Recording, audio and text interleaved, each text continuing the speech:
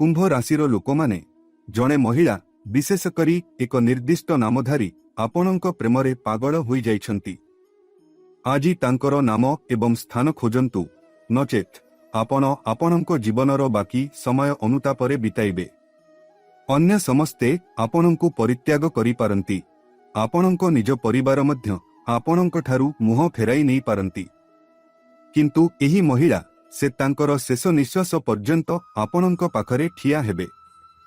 आपणଙ୍କ जीवनर दिनगुड़िक जेते अंधकारमय होईगले मध्य जदिओ आपण गरीब होई जांती किंबा संपूर्ण ध्वंसर सम्मुखीन हुअंती, एही महिला शेष पर्यंत आपणଙ୍କ दृढ़ साथी रहिबे। से आपणଙ୍କ उपरे सबुकिछि तांक धन संपत्ति एवं संपत्ति ठारू आरंभ करी तांक जीवन पर्यंत भरोसा करिबाकू प्रस्तुत। बंधुगण, एही महिला कोनोसी साधारण महिला नुहंती। से प्रकृतरे भाग्यर देवी भाग्य लक्ष्मीर जीवंत प्रतिमूर्ति। प्रिय बंधुगण, आपणଙ୍କ जीवनरे तांकर उपस्थिति एक महान दिव्य आशीर्वादरू कम प्रमाणित हेबो नाही। तेबे एही महिला किए? आपण निश्चित भावरे एहा भाबुथिबे नुहे कि? आपण हुएट भाबुथिबे जे से कोनोसी अपरिचित चेहरा। किंतु बंधुगण, जेतेबेले मु तुमकू सत्य प्रकाश करिबी सेतेबेले तुमर पाद तळु माटी खसीजिब। एही महिला तुमठारू किछि माइल दूररे नाहंती। प्रकृतरे से बहुत पाखरे अछंती। एवं जेतेबेले तुमे तांकर नाम सुनिब, जेतेबेले तुमे तांकर प्रकृत परिचय पाइब, तुमे प्रकृतरे अविश्वासरे निज कपाळकू चापुडा मारिब। तुमे कहिब, हे भगवान, मु एही महिलांकू बहुत भल भावरे जाने। मु तांकू प्रतिदिन देखे, तथापि मु एते अंध थिली जे मु तांकू चिन्हि पारिली नाही। से एठारे मो चारि पाखरे थिले। बंधुगण, तुमे प्रायतः एही कथा सुनिछो जे प्रत्येक सफल पुरुष पछरे जणे महिला ठिया होइछंती। किंतु तुम क्षेत्ररे बंधुगण, केवल तांकर हाथ तुम पछरे रहिबो नाही, बरं एही संपूर्ण महिला तुम पछरे एक अभेद्य ढाल परी ठिया हेबे।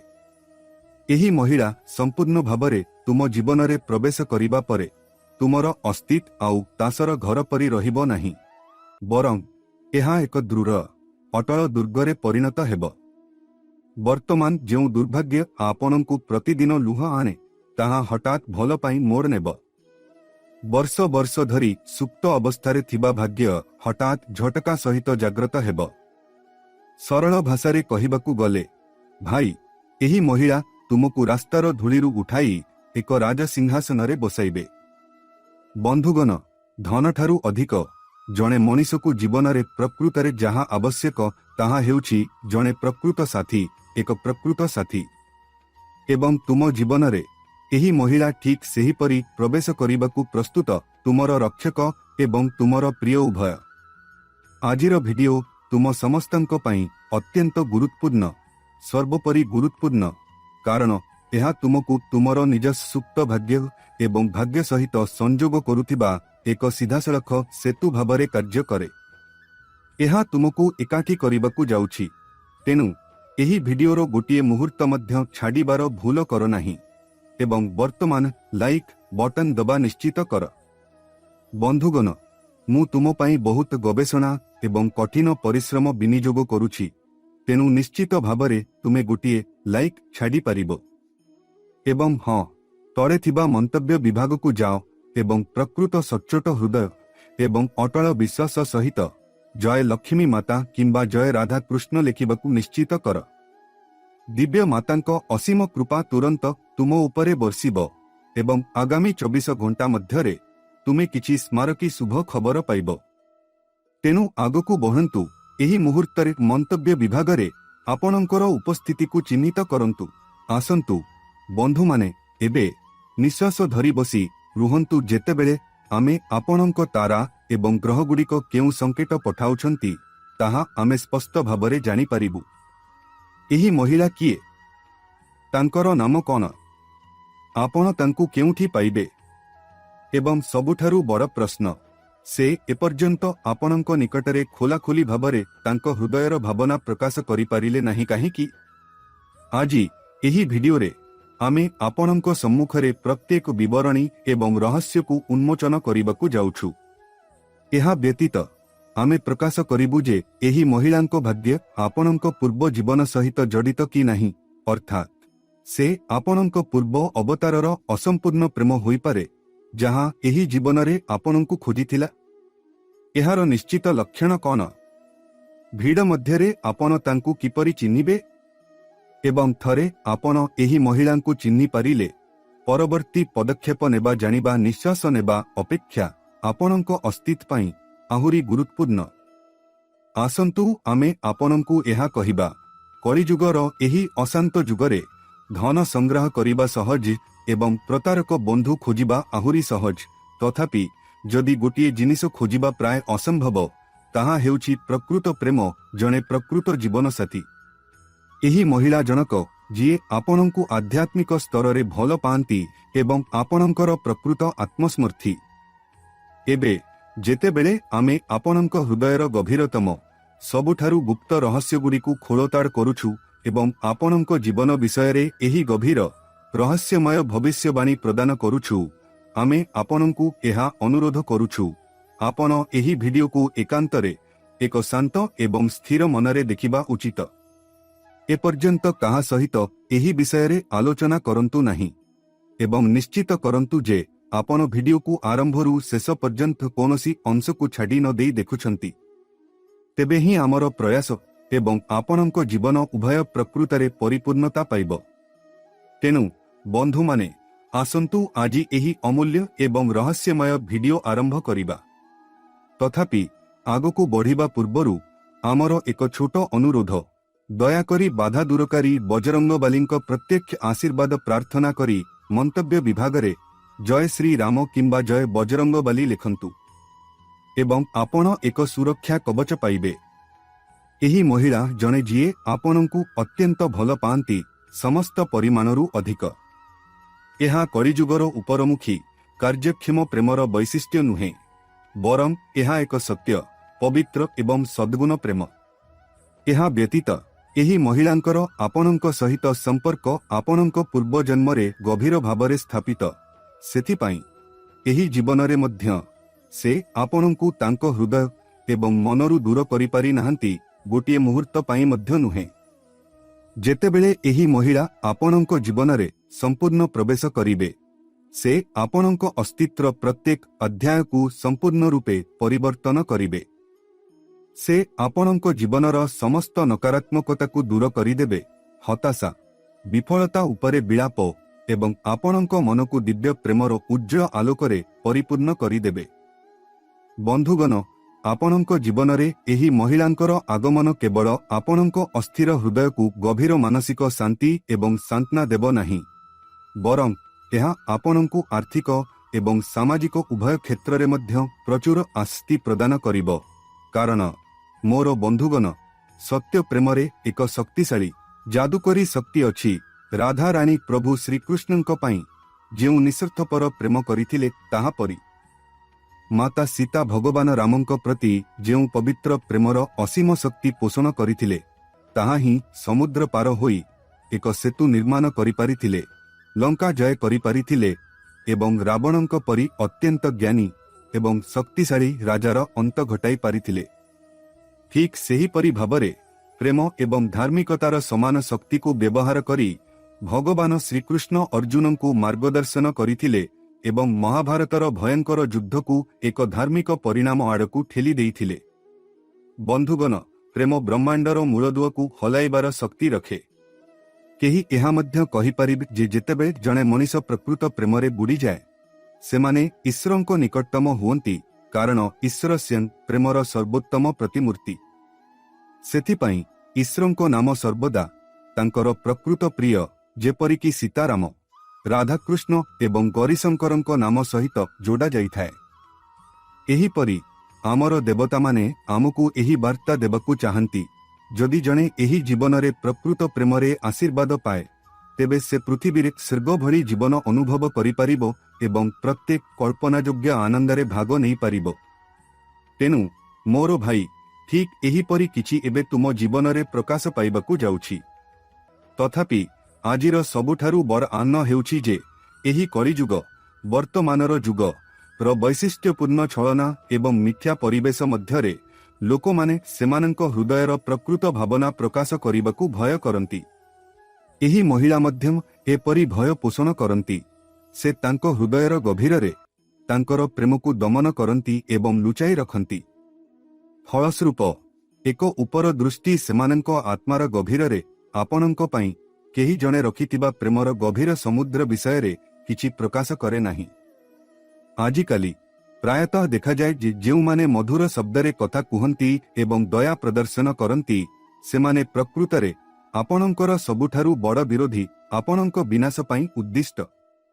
ବିପରୀତ ଭାବରେ ଯେଉଁମାନେ ବାହ୍ୟ ଭାବରେ ଆପଣଙ୍କ ସହିତ ଦୂରତା ବଜାୟ ରଖନ୍ତି କିମ୍ବା ଯୁକ୍ତି କରନ୍ତି ସେମାନେ ପ୍ରାୟତଃ କିଛି ସମୟ ପରେ ଆପଣଙ୍କର ସବୁଠାରୁ ବଡ଼ ଶୁଭେଚ୍ଛୁ ଏବଂ ଆପଣଙ୍କର ପ୍ରକୃତ ପ୍ରେମିକ ବୋଲି ପ୍ରମାଣିତ ହୁଅନ୍ତି।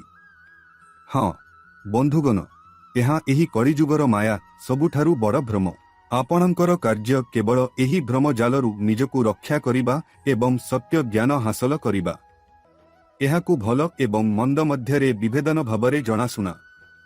ବନ୍ଧୁଗଣ, ଏହି ମହିଳାଙ୍କ ଆଗମନ ପୂର୍ବରୁ ଆପଣଙ୍କ ଜୀବନରେ ଘଟିବାକୁ ଥିବା 5ଟି ପ୍ରମୁଖ ଚମତ୍କାର ପରିବର୍ତ୍ତନକୁ ସମ୍ପୂର୍ଣ୍ଣ ଧ୍ୟାନ ଏବଂ ଖୋଲା କର୍ଣ୍ଣ ସହିତ ଶୁଣନ୍ତୁ। ହଁ ବନ୍ଧୁଗଣ, ଏହା ମନେ ରଖନ୍ତୁ, ବ୍ରହ୍ମାଣ୍ଡ ସର୍ବଦା ପୂର୍ବରୁ ସଂକେତ ପଠାଏ। ଯଦି ଆମେ ଏହି ସଂକେତଗୁଡ଼ିକ ପ୍ରତି ସ୍ଥିର ରହିଥାଉ ତେବେ ଆମେ ଭବିଷ୍ୟତରେ ଘଟିବାକୁ ଥିବା ସବୁଠାରୁ ଗୁରୁତ୍ୱପୂର୍ଣ୍ଣ ଘଟଣାଗୁଡ଼ିକୁ ମଧ୍ୟ ସହଜରେ ପୂର୍ବାନୁମାନ କରିପାରିବା। ତେଣୁ ସେହି ସଂକେତଗୁଡ଼ିକ ପ୍ରତି ଧ୍ୟାନ ଦିଅନ୍ତୁ। ଏହାକୁ ଚିହ୍ନିବାକୁ ଚେଷ୍ଟା କରନ୍ତୁ। ପ୍ରଥମ ଏବଂ ସବୁଠାରୁ ଗୁରୁତ୍ୱପୂର୍ଣ୍ଣ ସଂକେତ ହେଉଛି ଯେତେବେଳେ ଏହି ମହିଳା ଆପଣଙ୍କ ପାଖରେ ଥିବେ କିମ୍ବା ଆପଣଙ୍କ ଜୀବନରେ ସମ୍ପୂର୍ଣ୍ଣ ପ୍ରବେଶ କରିବାକୁ ଯାଉଛନ୍ତି ଆପଣ ଯେଉଁ ପ୍ରାଥମିକ ପରିବର୍ତ୍ତନ ଦେଖିବେ ତାହା ହେଉଛି ଯେ ପୂର୍ବରୁ ଆପଣଙ୍କୁ ପ୍ରବଳ ଚିନ୍ତା ସୃଷ୍ଟି କରୁଥିବା ସାମାନ୍ୟ ବିଷୟଗୁଡ଼ିକ ଦିନରାତି ଆପଣଙ୍କୁ କଷ୍ଟ ଦେଉଥିବା ଅବସାଦ ଏବଂ ମାନସିକ ଯନ୍ତ୍ରଣାର ଉତ୍ସ ହଠାତ୍ ପତଳା ବାୟୁରେ ଉଭାନ ହେବା ଆରମ୍ଭ ହେବ। ଆପଣ ପ୍ରତ୍ୟେକ ମୁହୂର୍ତ୍ତରେ ଏକ ଅଦ୍ଭୁତ ଅବର୍ଣ୍ଣନୀୟ ଆନନ୍ଦ ଅନୁଭବ କରିବାକୁ ଆରମ୍ଭ କରିବେ। ଆପଣଙ୍କ ମନ ଗଭୀର ଭାବରେ ଶାନ୍ତ ଏବଂ ପ୍ରଫୁଲ୍ଲିତ ହୋଇଯିବ। ଆପଣ ଅନୁଭବ କରିବେ ଯେପରି ଆପଣଙ୍କ ଭିତରେ ଏକ ନୂତନ ଗଭୀର ପବିତ୍ର ଶକ୍ତି ପ୍ରବାହିତ ହେବା ଆରମ୍ଭ କରିଛି। ଆପଣ ଆଉ କୌଣସି ଅସୁବିଧାକୁ ଭୟ କରିବେ ନାହିଁ। ଯଦି ଆପଣଙ୍କ ସାମ୍ନାରେ କୌଣସି ବିପଦ ଆସେ ତେବେ ଆପଣ ଏହାକୁ ସମ୍ପୂର୍ଣ୍ଣ ଥଣ୍ଡା ଏବଂ ସ୍ଥିର ମନରେ ସାମ୍ନା କରିବେ। ବନ୍ଧୁଗଣ, ଏହା ହେଉଛି ପ୍ରଥମ ନିଶ୍ଚିତ ସଂକେତ ଯାହା ସୂଚାଇଥାଏ ଯେ ଆପଣଙ୍କର ପ୍ରକୃତ ପ୍ରେମ ଏକ ଅତୀତ ଜୀବନରୁ ବହନ କରାଯାଇଥିବା ବନ୍ଧନ ଏବେ ଆପଣଙ୍କ ବହୁତ ନିକଟତର। ଦ୍ୱିତୀୟ ପ୍ରମୁଖ ସଂକେତ ହେଉଛି ଯେ ଆପଣଙ୍କର ସୁପ୍ତ ଭାଗ୍ୟ ହଠାତ୍ ଏକ ଝଟକା ସହିତ ଜାଗ୍ରତ ହେବ ଏବଂ ଆପଣଙ୍କୁ ସମର୍ଥନ କରିବା ଆରମ୍ଭ କରିବ। ପୂର୍ବରୁ ଆପଣଙ୍କର ଯୋଜନାଗୁଡ଼ିକ ପ୍ରାୟତଃ ଭୁଲ ହୋଇଯିବ, ଆପଣଙ୍କର ପ୍ରୟାସ 99% ଅଙ୍କରେ ଅଟକିଯିବ ଏବଂ ସୁଯୋଗଗୁଡ଼ିକ ବାଲି କଣା ପରି ଆପଣଙ୍କ ଆଙ୍ଗୁଠିରୁ ଖସିଯିବ। ଏବେ ଏକ ଚମତ୍କାର ଘଟିବ। ଆପଣଙ୍କର ଭାଗ୍ୟ ଆପଣଙ୍କୁ 100% ସମର୍ଥନ କରିବ।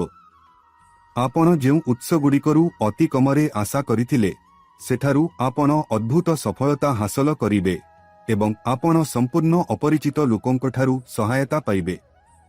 ଏହା ହେଉଛି ଦ୍ୱିତୀୟ ଅତ୍ୟନ୍ତ ଗୁରୁତ୍ୱପୂର୍ଣ୍ଣ ସଂକେତ। ତୃତୀୟ ପ୍ରମୁଖ ସଂକେତ ହେଉଛି ଆପଣଙ୍କର ମାନସିକତା ଏବଂ ଚିନ୍ତାଧାରାରେ ଏକ ଗଭୀର ପରିବର୍ତ୍ତନ। ଆପଣଙ୍କର ଦୃଷ୍ଟିକୋଣ ସମ୍ପୂର୍ଣ୍ଣ ସକାରାତ୍ମକ ହୋଇଯିବ। ହଁ ବନ୍ଧୁଗଣ, ଆଳସ୍ୟ ଆପଣଙ୍କ ଶରୀର ଏବଂ ମନ ଉଭୟରୁ ପଳାଇଯିବ। ଆପଣ ନିଜକୁ କେବଳ ଭଲ ଏବଂ ଗଠନମୂଳକ ବିଷୟଗୁଡ଼ିକ ଚିନ୍ତା କରୁଥିବାର ଦେଖିବେ। ନକାରାତ୍ମକ ଚିନ୍ତାଧାରା ଏବଂ ଆତ୍ମଅପମାନର ଅଭ୍ୟାସ ଆପଣଙ୍କ ମନରୁ ପ୍ରାୟତଃ ଉଭେଇଯିବ। ଚତୁର୍ଥ ପ୍ରମୁଖ ସଂକେତ ହେଉଛି ଯେ ଆପଣଙ୍କ ଭିତରେ ଗଭୀର ଆଧ୍ୟାତ୍ମିକତା ଏବଂ ଈଶ୍ୱରଙ୍କ ପ୍ରତି ଭକ୍ତିର ଭାବନା ହଠାତ୍ ଉଭା ହେବ। ଆପଣ ନିଜକୁ ଈଶ୍ୱରଙ୍କ ପ୍ରତି ନିଚ୍ଛକ ପ୍ରେମରୁ ଲୁହ ଢାଳୁଥିବାର ମଧ୍ୟ ଦେଖିପାରିବେ। ତଥାପି ଏହି ଅନୁଭୂତିର ସବୁଠାରୁ ସ୍ୱତନ୍ତ୍ର ଦିଗଟି ହେବ ଯେ ଆପଣ ମୁଖ୍ୟତଃ ପ୍ରେମିକ ଭାବରେ ଈଶ୍ୱରଙ୍କୁ ଚିନ୍ତନ କରିବେ। ଅର୍ଥାତ୍ ଯେତେବେଳେ ଆପଣ ପ୍ରଭୁ ରାମଙ୍କ ବିଷୟରେ ଚିନ୍ତା କରିବେ ସେତେବେଳେ ସୀତା ଦେବୀଙ୍କ ପ୍ରତିଛବି ଆପଣଙ୍କ ମନରେ ସ୍ୱତଃସ୍ଫୂର୍ତ୍ତ ଭାବରେ ଉଭା ହେବ। ଭଗବାନ କୃଷ୍ଣଙ୍କ ସହିତ ରାଧା ରାଣୀଙ୍କ ଭାବନା ଆପଣଙ୍କ ଭିତରେ ଗଭୀର ଭାବନାକୁ ଆକର୍ଷିତ କରିବ ଏବଂ ଭୋଲେନାଥ ଭଗବାନ ଶିବଙ୍କ ସହିତ ମାତା ପାର୍ବତୀଙ୍କ ସ୍ମୃତି ଅନିବାର୍ଯ୍ୟ ଭାବରେ ମନେ ପଡ଼ିବ, କାରଣ ସେହି ପବିତ୍ର ପ୍ରେମ ଏବେ ଆପଣଙ୍କ ନିଜ ହୃଦୟ ଭିତରେ ଜାଗ୍ରତ ହେଉଛି ଏବଂ ସେହି ପ୍ରେମ ଏବେ ଆପଣଙ୍କ ଜୀବନର ଦ୍ୱାରରେ ଠକ୍ ଠକ୍ କରୁଛି। ପଞ୍ଚମ ସଂକେତ ହେଉଛି, ଯେହେତୁ ପ୍ରକୃତ ପ୍ରେମ ଏବେ ଆପଣଙ୍କ ହୃଦୟ ଭିତରେ ବାସ କରେ, ଆପଣ ସ୍ୱାଭାବିକ ଭାବରେ କରୁଣାର ଏକ ଉଷ୍ମତା ଏବଂ ଅନ୍ୟମାନଙ୍କୁ ସାହାଯ୍ୟ କରିବାର ଇଚ୍ଛା ଅନୁଭବ କରିବେ। ଆପଣଙ୍କ ଭିତରେ କରୁଣାର ଭାବନା ଜାଗ୍ରତ ହେବ। ଯଦି କୌଣସି ଅସହାୟ ବ୍ୟକ୍ତି ଆପଣଙ୍କ ପାଖକୁ ସାହାଯ୍ୟ ପାଇଁ ଆସନ୍ତି ଯେକୌଣସି ପ୍ରକାରର, ତେବେ ଆପଣ ସେମାନଙ୍କୁ ଫେରାଇ ପାରିବେ ନାହିଁ। ଅଧିକନ୍ତୁ ବନ୍ଧୁଗଣ, ଏହି ସାହାଯ୍ୟ ପ୍ରଦାନ କରିବା ଆପଣଙ୍କୁ ପୂର୍ଣ୍ଣତା ଏବଂ ଆନ୍ତରିକ ଶାନ୍ତିର ଏକ ଗଭୀର ଭାବନାରେ ପରିପୂର୍ଣ୍ଣ କରିବ। ତେଣୁ ଏହି ଦିବ୍ୟ ସଂକେତଗୁଡ଼ିକ ସ୍ୱର୍ଗୀୟ ସଂକେତ, ଯାହା ଆପଣଙ୍କୁ ଚିହ୍ନିବାକୁ ଏବଂ ଚିହ୍ନିବାକୁ ଅନୁମତି ଦିଏ ଯେ ଆପଣଙ୍କର ପ୍ରକୃତ ପ୍ରେମ ପ୍ରକୃତରେ ଆପଣଙ୍କ ନିକଟରେ ପହଞ୍ଚିଛି। ଏବେ କିନ୍ତୁ ଆପଣଙ୍କୁ ତାଙ୍କ ସହିତ ଜଡ଼ିତ ନିର୍ଦ୍ଦିଷ୍ଟ ସଂକେତଗୁଡ଼ିକୁ ବୁଝିବା ପାଇଁ ଧ୍ୟାନ ଦେବାକୁ ପଡ଼ିବ। ମହିଳା ଜଣକ ଏବଂ ତାଙ୍କୁ କିପରି ଚିହ୍ନିବେ। ଜଣେ ମହିଳା ଯିଏ ଆପଣଙ୍କୁ ପ୍ରକୃତରେ ଭଲ ପାଆନ୍ତି, ଯିଏ ଆପଣଙ୍କ ପାଇଁ ତାଙ୍କର ସର୍ବସ୍ୱ ବାଜି ଲଗାଇବାକୁ ପ୍ରସ୍ତୁତ, ତାଙ୍କର ନିର୍ଦ୍ଦିଷ୍ଟ ଗୁଣଗୁଡ଼ିକ କ'ଣ? ଏପରି ମହିଳାଙ୍କର ସବୁଠାରୁ ଗୁରୁତ୍ୱପୂର୍ଣ୍ଣ ଏବଂ ସ୍ପଷ୍ଟ ସଂକେତ ହେଉଛି ଯେ ସେ ସର୍ବଦା ଆପଣଙ୍କ ସାଥିରେ ତାଙ୍କର ସମୟ ବିତାଇବାକୁ ଇଚ୍ଛା କରିବେ। ସେ ସକ୍ରିୟ ଭାବରେ ସୁଯୋଗ ଖୋଜିବେ, ବାହାନା, ଏପରିକି ଆପଣଙ୍କ ସହିତ କଥାବାର୍ତ୍ତା କରିବା ପାଇଁ। ସବୁଠାରୁ ଗୁରୁତ୍ୱପୂର୍ଣ୍ଣ କଥା ହେଉଛି, ଆପଣଙ୍କ ଭାବନା ସକାରାତ୍ମକ କିମ୍ବା ନକାରାତ୍ମକ ହେଉନା କାହିଁକି, ସେ ଆପଣଙ୍କ ଦ୍ୱାରା ଉଚ୍ଚାରଣ କରାଯାଇଥିବା ପ୍ରତ୍ୟେକ ଶବ୍ଦକୁ ସମ୍ମାନର ସହିତ ଗ୍ରହଣ କରିବେ। ଯେତେବେଳେ ସମଗ୍ର ବିଶ୍ୱ ଆପଣଙ୍କ ବିରୁଦ୍ଧରେ ଠିଆ ହୁଏ, ଏହି ମହିଳା ଆପଣଙ୍କ ପକ୍ଷେ ନେବେ ଏବଂ ଅଟଳ ଭାବରେ ଆପଣଙ୍କ ସହିତ ଠିଆ ହେବେ, କାରଣ ସେ ଆପଣଙ୍କ ହୃଦୟର ପ୍ରକୃତ ଗଭୀରତା ଜାଣନ୍ତି। ସେ ବୁଝନ୍ତି ଯେ ଯଦିଓ ଆପଣ ପୃଷ୍ଠରେ ରାଗି କିମ୍ବା ବାହ୍ୟ ଭାବରେ ନକାରାତ୍ମକ ଦେଖାଯାଆନ୍ତି, ତଥାପି ଗଭୀର ଭାବରେ ଆପଣ ଜଣେ ଅତ୍ୟନ୍ତ ପବିତ୍ର, ସଚ୍ଚୋଟ ଏବଂ ସକାରାତ୍ମକ ବ୍ୟକ୍ତି। ଚେଷ୍ଟା କଲେ ମଧ୍ୟ ଆପଣ କାହାକୁ ଖରାପ କାମନା କରିପାରିବେ ନାହିଁ। ଏହି ମହିଳା ଏହି ସମସ୍ତ ଗୁଣଗୁଡ଼ିକ ବିଷୟରେ ସମ୍ପୂର୍ଣ୍ଣ ଅବଗତ। ଏହି କାରଣରୁ ତାଙ୍କ ଆତ୍ମା ଆପଣଙ୍କ ସହିତ ଏକ ସିଧାସଳଖ ଗଭୀର ସମ୍ପର୍କ ବଜାୟ ରଖେ।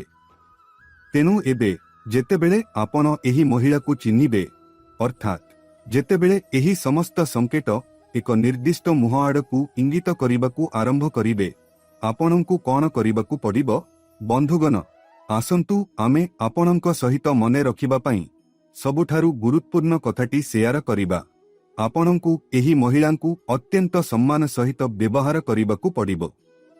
ଆପଣଙ୍କୁ ତାଙ୍କର ଲୁକ୍କାୟିତ ଭାବନାକୁ ଆଦର କରିବା ଉଚିତ ଏବଂ କୌଣସି ପରିସ୍ଥିତିରେ, ମଜାରେ ମଧ୍ୟ ନୁହେଁ, ଆପଣ କେବେ ଏପରି କିଛି କରିବେ ନାହିଁ ଯାହା ସମାଜ ଦୃଷ୍ଟିରେ ତାଙ୍କର ଅପମାନର କାରଣ ହୋଇପାରେ। ଆପଣଙ୍କୁ ନିଶ୍ଚିତ କରିବାକୁ ପଡ଼ିବ ଯେ ଆବେଗପୂର୍ଣ୍ଣ ଆବେଗ କିମ୍ବା ଶୀଘ୍ରତାର ମୁହୂର୍ତ୍ତରେ ନିଆଯାଇଥିବା କୌଣସି ନିଷ୍ପତ୍ତି ସମାଜ ମଧ୍ୟରେ ତାଙ୍କର ପ୍ରତିଷ୍ଠାକୁ କ୍ଷୁର୍ଣ୍ଣ ନ କରେ। ଆପଣଙ୍କୁ ପ୍ରତ୍ୟେକ ପଦକ୍ଷେପ ଗଭୀର ଚିନ୍ତନ ଏବଂ ବୁଝାମଣା ସହିତ ନେବାକୁ ପଡ଼ିବ।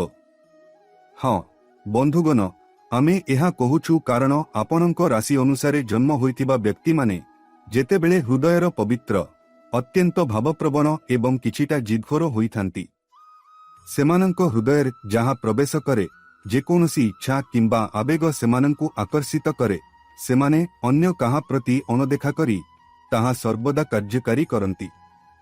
ଫଳସ୍ୱରୂପ ପ୍ରାୟତଃ ଏପରି ଘଟେ ଯେ ଆପଣ କିଛି କାର୍ଯ୍ୟ କରନ୍ତି କିମ୍ବା ନିଷ୍ପତ୍ତି ନିଅନ୍ତି ଯାହା ସମ୍ପୂର୍ଣ୍ଣ ଭୁଲ ପ୍ରମାଣିତ ହୁଏ, ଯାହା ପାଇଁ ଆପଣଙ୍କୁ ଏକ ଭାରି ମୂଲ୍ୟ ଦେବାକୁ ବାଧ୍ୟ କରାଯାଏ।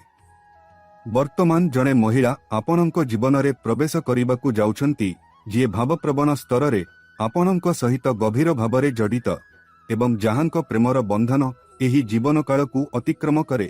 ଏକ ଅତୀତ ଅବତାରରେ ଉତ୍ପନ୍ନ ହୋଇଛି। ତାଙ୍କର ସମ୍ମାନ ଏବଂ ମର୍ଯ୍ୟାଦାକୁ ରକ୍ଷା କରିବା ଆପଣଙ୍କ ସର୍ବୋତ୍ତମ ଦାୟିତ୍ୱ ହୋଇଯାଏ।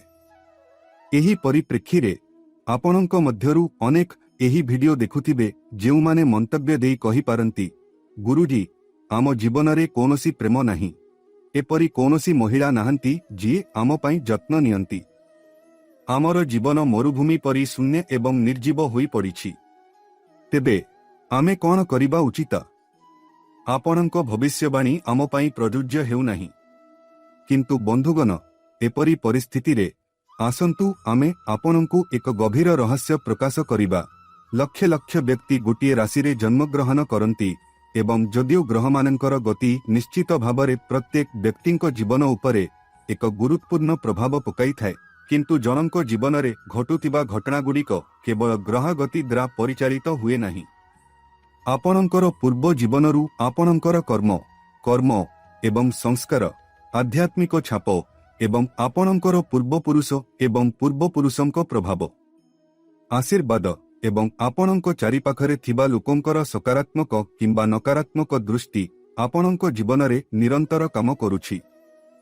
जदि आपणंक प्रति ईर्षा करुथिबा केही आपणंकु कोनोसी प्रकारर तांत्रिक रीति कला जादू किंबा नकारात्मक शक्तिर अधीन करिछि, जहा द्वारा आपणंकर आभाकु बांधी रखिछि, तेबे कोनोसी शुभ मुहूर्त किंबा प्रकृत प्रेम केबे आपणंक जीवन रे प्रवेश करि पारिबो नाही। एहा व्यतीत जदि आपणंकर पूर्वपुरुष किंबा पूर्वपुरुष असंतुष्ट किंबा शक्तिहीन एवं आपण सेमानंक आशीर्वाद पाइबाकू असमर्थ, तेबे मध्य कोनोसी शुभ मुहूर्त केबे आपणंक जीवन रे मूल धरिबो नाही। एवं जदि सेही प्रकृत प्रेम आसी जाए, तेबे आपण एहाकू चिन्हि पारिबे नाही। भूल बुझामणार शिकार हेले एहा आसी चलीजिबो एवं आपण केबे जानी न पारि चलीजिबो। तेनु समान घटनागुड़िक भिन्न भिन्न व्यक्तिंक जीवन रे समान भावरे किंबा समान समय रे घटी न थाए। घटनागुड़िक जेउ क्रमरे घटे ताहा भिन्न होई पारे। तेनु ग्रह मानंकु दोष देबा पाई नुहे किंबा ज्योतिष विज्ञान को दोष देबाकू पड़िबो नाही। बरं समस्याटी आपणंक निजद्रा करा जायथिबा किछि भूलरे एवं शक्तिशाली नकारात्मक शक्तिर उपस्थिति रे रहिछि, जहाँ एपर्यंत प्रत्येक शुभ मुहूर्त एवं आपणंक जीवन रे सत्य प्रेम पाई प्रत्येक सुजोग को बाधा देइछि। एही परिप्रेक्षी रे जदि आपण वर्तमान सेही प्रकृत प्रेम को खोजुछंती, जदि आपणंक जीवन रे प्रेमर एक गभीर शून्यता अछि, जहाँ आपणंक अस्तित्व को संपूर्ण निर्जीव अनुभव करुछि, आमे आपणंकु अत्यंत शक्तिशाली एवं प्रमाणित प्रतिकारर एक सेट प्रदान करुछु। जदि आपण एही प्रतिकार गुड़िकु संपूर्ण विश्वास सहित करंती, तेबे मात्र 3 ରୁ 7 दिन मध्यरे आपण निसंदेहरे सेही हजि जाइथिबा किंबा लुक्कायित सत्य प्रेम को पुनः आविष्कार करिबे। तेनु एही शक्तिशाली प्रतिकार गुड़िकु अत्यंत ध्यान सहित सुनंतु। एहा व्यतीत जेउ मानंकर जीवन रे प्रेम अछि, विवाहित दंपति भावरे हेउ किंबा प्रेमिक भावरे तथापि समन्वय खोजिबा पाई संघर्ष करुछंती, प्रतिदिन द्वंद्वर सम्मुखीन हेउछंती किंबा गभीर हृदय हृदय संपर्कर अभाव रहिछि, सेमानंक पाई एही उपचार गुड़िक 100% अत्यावश्यक एवं एहा कराजिबा आवश्यक। प्रथम शक्तिशाली प्रतिकार पाई आपणंकु आपणंकर शयन कक्ष मध्यरे निर्दिष्ट वास्तु माप कार्यकारी करिबाकू पड़िबो, अर्थात आपणंकर शयन कक्ष जेउठारे आपण सोइछंती। प्रथम पदक्षेप हेउछि आपणंक शयन कक्षर उत्तर किंबा पूर्व कांथरे एक सुंदर चित्र स्थापन करिबा, जेउथिरे भगवान कृष्ण एवं राधा रानी को एक प्रेमपूर्ण आलिंगन रे एकाठी दर्शा जाइछि। राधा कृष्णंक एही प्रतिछवि सत्य एवं पवित्र प्रेमर एक महाजागतिक प्रतीक भावरे कार्य करे। एहा सहित सेही चित्र पाखरे आपणंकु एक प्रकृत मयूर पर एवं एक छोट बाउंस बंशी मुरली रखिबा उचित। आपणंकु निश्चित भावरे एहा रखिबा उचित। फलाफल कौन हेब? एपरी करिबा द्वारा भगवान श्रीकृष्णंकर अत्यंत पवित्र प्रेममय एवं सकारात्मक शक्ति आपणंक कोठरी एवं आपणंक जीवन उभୟରେ प्रवेश करिब। मने रखंतु जे जेतेबेले आपण एक निद्राग्रस्त अवस्थारे थांती, अर्थात जेतेबेले आपण सोईथांती, सेतेबेले आपण एक पर्याୟରେ प्रवेश करंती जेउठारे आपणंकर अवचेतन मन अत्यंत सक्रिय थाए एवं आपण दिव्य शक्ति सहित एक सीधासलख संपर्क स्थापन करंती। तेनु जदि आपण एही चित्रकू आपणंक शयन कक्षरे रखंती, ତେବେ ଆପଣ ପ୍ରକୃତରେ ଚମତ୍କାର ଲାଭ ପାଇବେ ଏବଂ ଆପଣଙ୍କର ଅନ୍ୟଥା ସାଂସାରିକ ଜୀବନ ପ୍ରେମରେ ପରିପୂର୍ଣ୍ଣ ହୋଇଯିବ। ଦ୍ୱିତୀୟ ଶକ୍ତିଶାଳୀ ପ୍ରତିକାରରେ ଘରି ଶଙ୍କର ରୁଦ୍ରାକ୍ଷ ନାମରେ ଜଣାଶୁଣା ଏକ ଅତ୍ୟନ୍ତ ଶକ୍ତିଶାଳୀ ରୁଦ୍ରାକ୍ଷ ମଣି ଅନ୍ତର୍ଭୁକ୍ତ। ଏହା ଦୁଇଟି ରୁଦ୍ରାକ୍ଷ ମଣିର ଏକ ପ୍ରାକୃତିକ ଭାବରେ ସଂଯୁକ୍ତ ରୂପ। ଆପଣଙ୍କୁ ଏହି ରୁଦ୍ରାକ୍ଷ ହାସଲ କରିବାକୁ ପଡ଼ିବ, ତଥାପି ନିଶ୍ଚିତ କରନ୍ତୁ ଯେ ଆପଣ ଏହାକୁ ଏକ ପ୍ରାମାଣିକ ଉତ୍ସରୁ କିଣନ୍ତୁ ଯାହା ଏହାର ପବିତ୍ରତାର 100% ଗ୍ୟାରେଣ୍ଟି ପ୍ରଦାନ କରେ। ନିଶ୍ଚିତ କରେ ଯେ ଏହା ନକଲି ନୁହେଁ। ଆପଣ ଏହି ରୁଦ୍ରାକ୍ଷ ହାସଲ କରିବା ପରେ ଏହାକୁ ଆପଣଙ୍କ ଘରର ପବିତ୍ର ପ୍ରାର୍ଥନା କକ୍ଷ ପୂଜା ଘରରେ ରଖନ୍ତୁ। ଭଗବାନ ଭୋଲେନାଥ, ଶିବ ଏବଂ ମାତା ପାର୍ବତୀଙ୍କ ମଧ୍ୟରେ ଅନନ୍ତ ପ୍ରେମର ପ୍ରତୀକ ଭାବରେ ବିଚାର କରିବା ପରେ ଏବଂ ପବିତ୍ର ଗଙ୍ଗା ଜଳରେ ଏହାକୁ ସମ୍ପୂର୍ଣ୍ଣ ଭାବରେ ଶୁଦ୍ଧ କରିବା ପରେ ଏବଂ ଓମ୍ ନମଃ ଶିବାୟ ମନ୍ତ୍ର ଜପ କରି ଏହାକୁ ଶକ୍ତିଶାଳୀ କରିବା ପରେ ଏହାକୁ ସ୍ଥାପନ କରିବା ଉଚିତ।